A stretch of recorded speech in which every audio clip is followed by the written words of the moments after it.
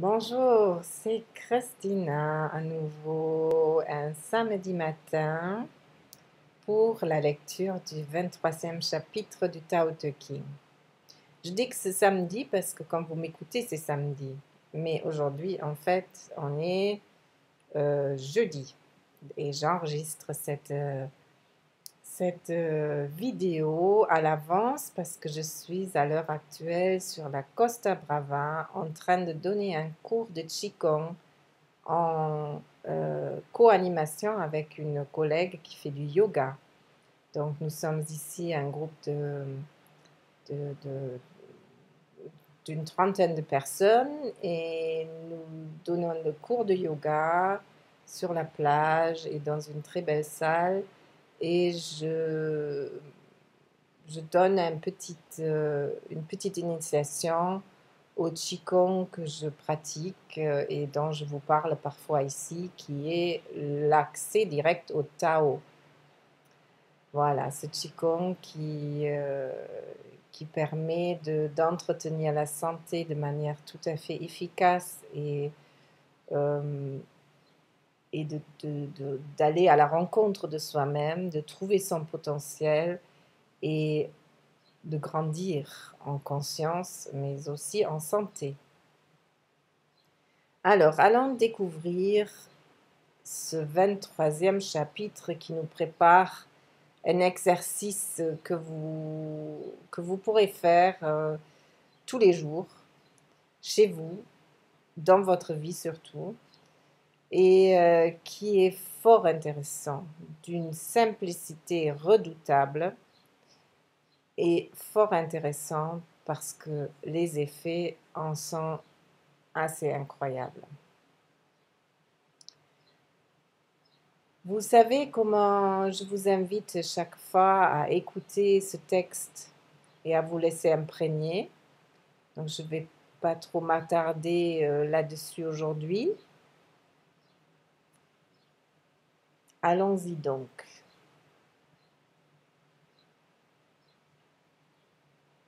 Celui qui ne parle pas arrive au non-agir. Un vent rapide ne dure pas toute la matinée. Une pluie violente ne dure pas tout le jour. Qu'est-ce qui produit ces deux choses-là? Le ciel et la terre.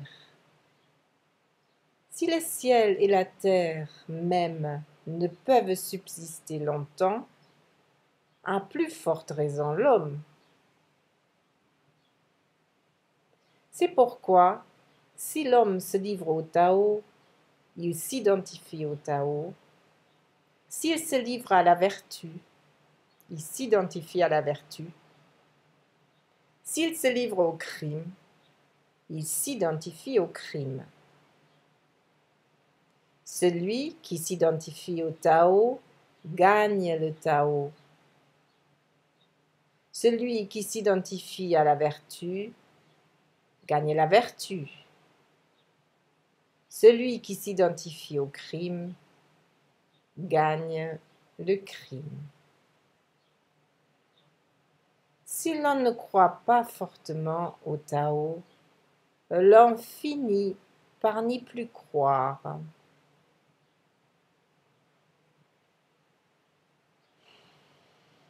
Inspirez, soufflez pour faire une petite pause et laissez poser en vous ces paroles.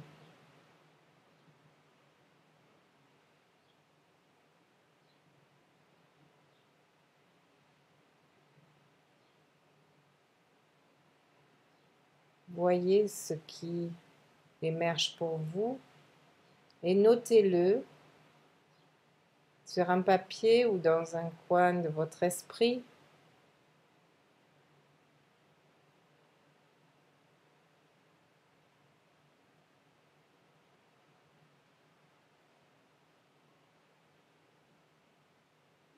Et puis voyons un peu ce que moi je peux vous proposer à partir de ce chapitre, de cette lecture-là. Celui qui ne parle pas arrive au non-agir.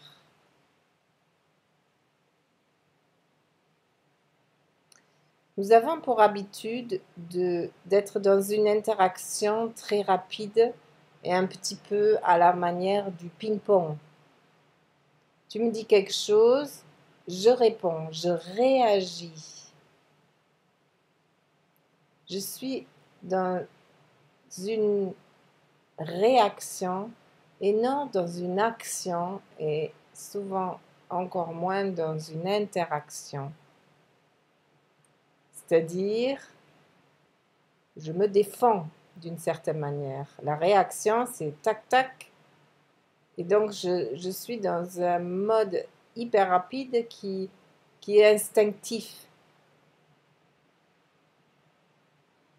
Il ne laisse pas la place à une réaction qui serait une action, qui serait une manière d'abord d'entendre ce que tu me dis avant de répondre avec quelque chose qui est tout à fait ajusté par rapport à ce que je ressens, à ce que j'ai entendu, de ce que tu m'as dit, donc à la situation, et à tout mon émotionnel. Si je fais l'expérience de ne pas réagir,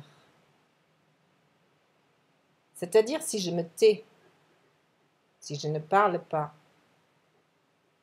je peux très vite me rendre compte qu'il se passe des choses par la suite qui vont peut-être finir par résoudre la question par elle-même, alors qu'il s'agisse de choses importantes ou de choses moins importantes. Si je me tais, quelque chose va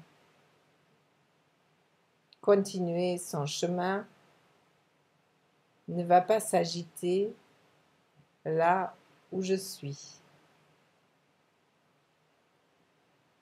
Et du coup, je n'ai pas besoin souvent d'agir du tout. Je n'ai pas besoin de faire quelque chose si j'arrive à me taire, à ne pas réagir.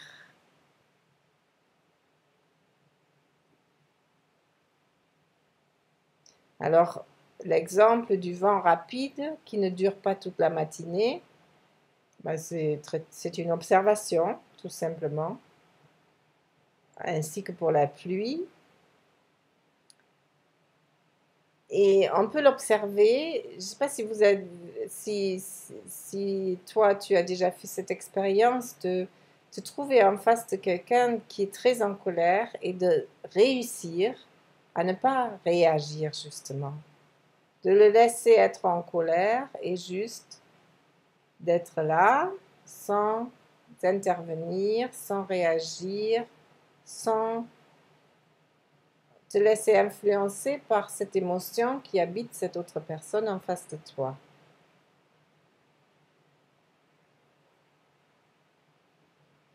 Mais si tu as réussi à faire ça, tu as constaté par la suite que, en fait, au bout d'un moment, c'est peut-être pas qu'il n'est plus en colère, peut-être que même, effectivement, il n'est plus en colère, mais c'est surtout que sa colère se transforme, peut-être en des choses plus raisonnées, ou peut-être en des larmes, ou je ne sais pas, peu importe, ça se transforme. Si tu n'as jamais fait cette expérience-là, alors je t'invite à l'expérimenter la prochaine fois que tu te retrouves face à quelqu'un qui est en colère. Par exemple, je sais pas, quelqu'un dans une voiture, bon, c'est difficile parce que tu ne le vois pas faire après, mais dans un magasin, voilà, quelqu'un qui est désagréable, qui est en colère, qui t'agresse d'une certaine manière, et si tu ne dis rien, qu'est-ce qui va se passer? C'est une sacrée expérience. C'est une expérience par rapport au Tao, Et c'est une expérience aussi par rapport à toi, par rapport à ta force. À ne pas te laisser emporter par tout et n'importe quoi. Donc ça, c'est un premier exercice fort intéressant à faire. Mais le texte continue. Il dit, c'est pourquoi si l'homme se livre au Tao, il s'identifie au Tao. Il va plus loin, celui qui s'identifie au Tao gagne le Tao. Donc, ça veut dire que si tu choisis d'être en contact avec quelque chose, tu vas commencer ou finir par t'identifier à ça. Tu vas t'identifier au Tao. Et si tu es identifié, alors tu gagnes le Tao, c'est-à-dire tu gagnes ce à quoi tu t'es identifié. C'est pour ça qu'il donne plusieurs exemples, parce que c'est vrai pour tout. Si je m'identifie à ma douleur, je suis ma douleur. Si je m'identifie à la colère de l'autre, alors moi aussi je vais être en colère, alors que je ne l'étais pas avant. Si je m'identifie à une image que je me suis faite de moi-même, alors je suis cette image-là. C'est très puissant ça, c'est la croyance, c'est de l'ordre de la croyance, ces choses-là. Je peux croire que je suis ceci et cela. Par exemple, je peux croire que je ne peux pas maigrir. Ou je peux croire que je suis quelqu'un qui dort mal. Ou je peux croire que personne ne m'aime. Ou je peux croire que j'ai bien mérité d'être malade. Etc. etc. Et ce en quoi je crois, eh bien, c'est ce qui est vrai dans ma vie.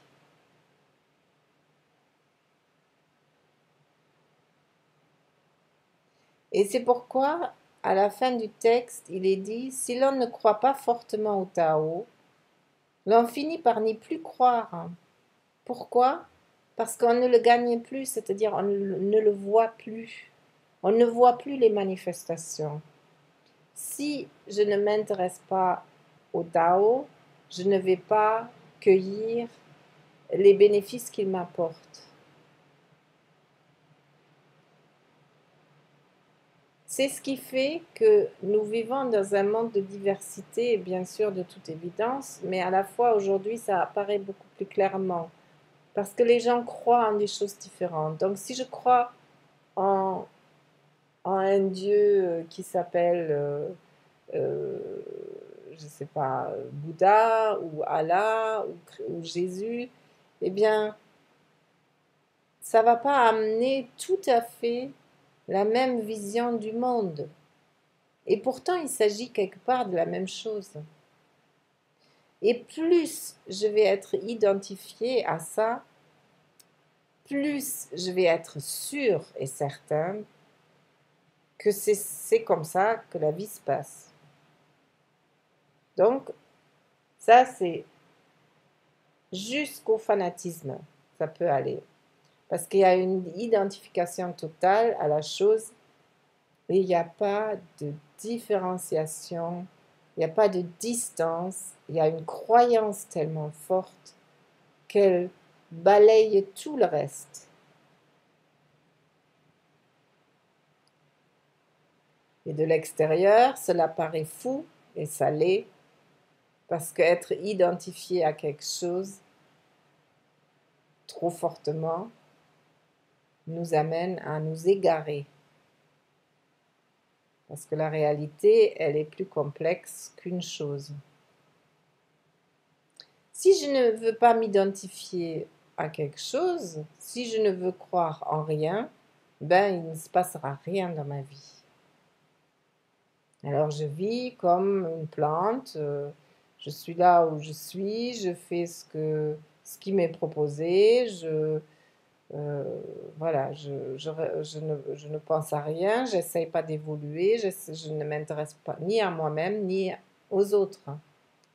Je consomme